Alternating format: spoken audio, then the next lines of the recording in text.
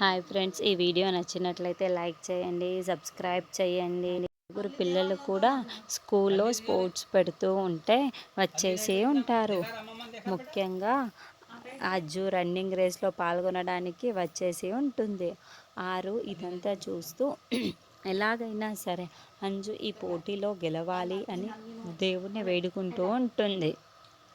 అప్పుడే రన్నింగ్ రేస్లో పాల్గొనే వాళ్ళు వచ్చి అందరూ లైన్లో ఉండటంతో అందరూ లైన్లో వచ్చి నిల్చొని ఉంటారు. అంజు కూడా లైన్లో నిల్చొని ఉంటే ఆనంద్, ఆకాష్, అమ్ము ముగ్గురు కూడా కమాన్ అంజు అని ఎంకరేజ్ చేస్తూ ఉంటారు. దేవుడా, ఎలాగైనా సరే అంజు గెలిచేలా చూడు అని ఆరు కూడా వేడుకుంటూ ఉంటుంది.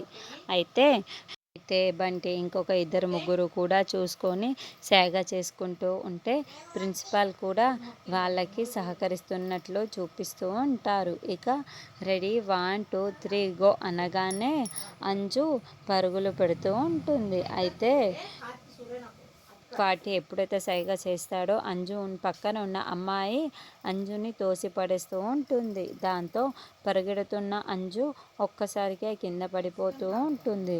కాళ్ళకి గాయం అవ్వడంతో పరిగెత్తలేక పోతూ ఉంటుంది.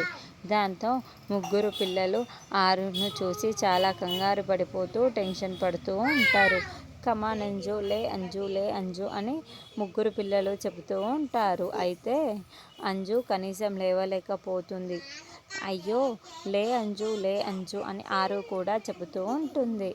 అయినా అంజుకి కాళ్ళు బాగా గాయం అవ్వడంతో ఇక చెయ్యి కొప్పి కూలిపోయి నేలకి అతుక్కుని ఉంటుంది. మరి ఇప్పుడు అంజు లేచి పరిగెత్తి మళ్ళీ ఆ స్పోర్ట్స్లోకి గెలుస్తుందా రన్నింగ్ రేస్లో అన్నది మనం నెక్స్ట్ ఎపిసోడ్లో చూద్దాము.